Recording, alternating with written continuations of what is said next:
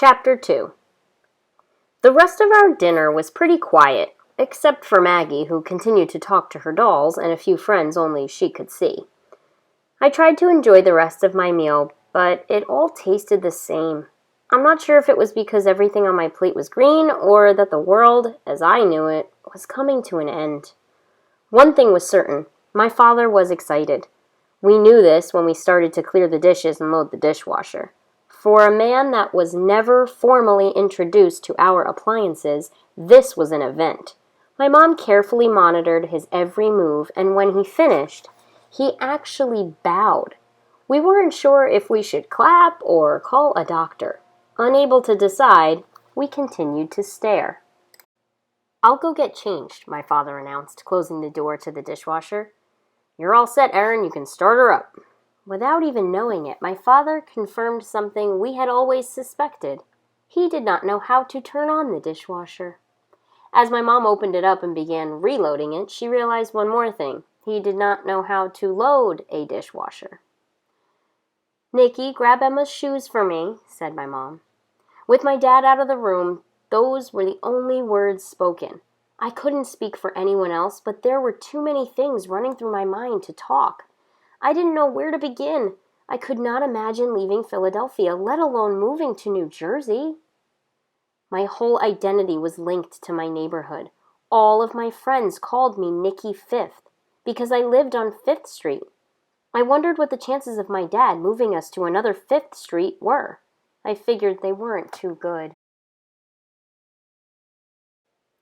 The drive to the Ben Franklin Bridge seemed much longer than it actually was. 30 minutes later, we arrived. The first thing I noticed was the names of the streets. As we drove through, each name was worse than the next. We turned onto Hibiscus Lane, made a right on Lily of the Valley, and passed Petunia Road, Jasmine Way, and Dandelion Court. Suddenly, my dad slowed down and I realized the unthinkable. Our new house might be on Dandelion Court. 32 Dandelion Court, to be precise. A million things went through my mind, but first and foremost was the fact that I would never be called Nikki Fifth again. I'd now be known as Nikki Dandelion. We parked in the driveway and I carefully scanned the street. The houses were nice enough, had big yards, and I could see dozens of swing sets and pools in most of the yards. There was only one problem besides the name of the street. The house and the neighborhood were in New Jersey, and I had no intention of leaving Philadelphia. My dad turned off the car and got out and started walking to the house. He made it halfway there when he realized that we were all still in the car. "I guess we should join him," my mom sighed. It was clear that she did not want to move. She was going through the motions, but her heart definitely wasn't in it. My mom was my only hope, the only thing keeping me in Philadelphia and on 5th Street. I decided to feel her out. "Mom, we're not really going to move to New Jersey, are we?" I asked with the saddest face I could manage. "Don't worry, Nikki," she said as she unfastened the girls from their seatbelts. "I'm sure this is just a phase. It's not the first time he's found the perfect house." "Really?" I asked. "Yes, just act like you're okay with it, and I guarantee he'll change his own mind." At this point, I wasn't sure if she was trying to convince me or herself. "Are you sure we're really not going to move?" "Honey, I have no intentions of moving. I've learned to just smile, be polite, and wait until the mood passes. Relax and follow my lead." Famous last words, I thought. My dad rang the doorbell, and seconds later a man opened the door. "Jim, good to see you," he said as they shook hands.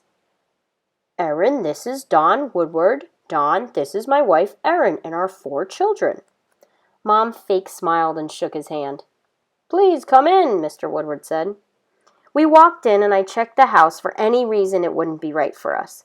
Within seconds, I realized that this would be harder than I thought. The living room was twice as big as our living room. They had a dining room, a downstairs bathroom, and a garage. If this were a poker game, we would have already lost. As we continued on the tour of doom, I caught a glimpse of my mom's face.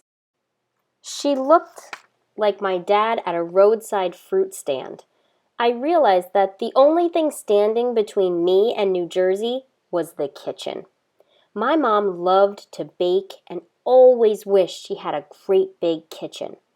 If this house had a big kitchen, there was no chance we would stay in Philadelphia. Just when I thought things couldn't be worse, I noticed a familiar smell. My heart stopped. It was chocolate chip cookies, my mom's downfall. Oh no, I thought. I followed the crowd into the kitchen, and there it was, the biggest, newest kitchen I had ever seen.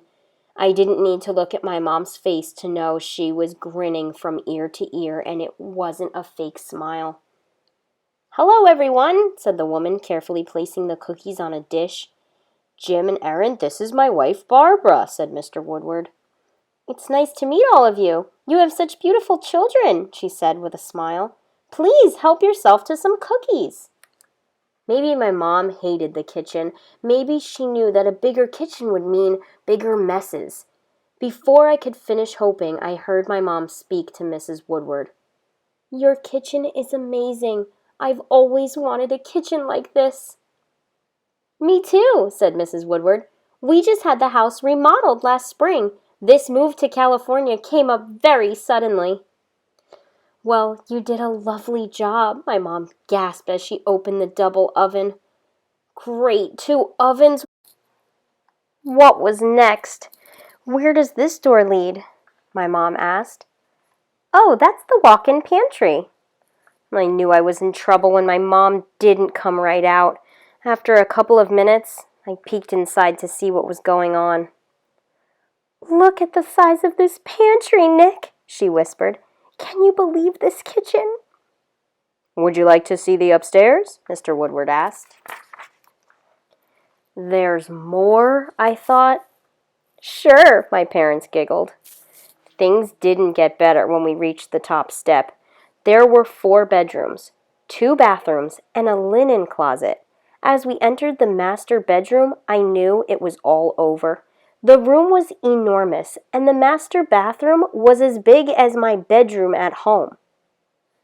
"Wow," said my mom, covering her mouth with her hand.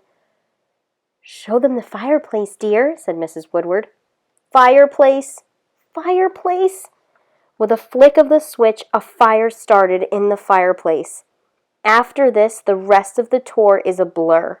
As everyone went outside to see the deck, I went out front and sat on the steps. No one noticed. 30 minutes later, I was still sitting on the steps alone. My parents were so in love with this house, they didn't even notice I was gone. Moments later, everyone was exchanging goodbyes and promising to have their real estate agents contact each other. We piled into the van and headed back to Philadelphia. I stared out the window, but don't remember much of what I saw. "Well, kids, what do you think? Don't you just love it?" asked my dad. "I love it," Emma giggled. Traitor, I thought. "Can all my dolls move with me?" asked Maggie. "Of course they can," my mom laughed. "Where are the cows?" Timmy wondered. "Timmy, it's in the country, but it's not a farm." "You're awful quiet, Nick," my dad finally noticed. I had to come up with a good reason why we shouldn't buy this house. Unfortunately, I was drawing a blank.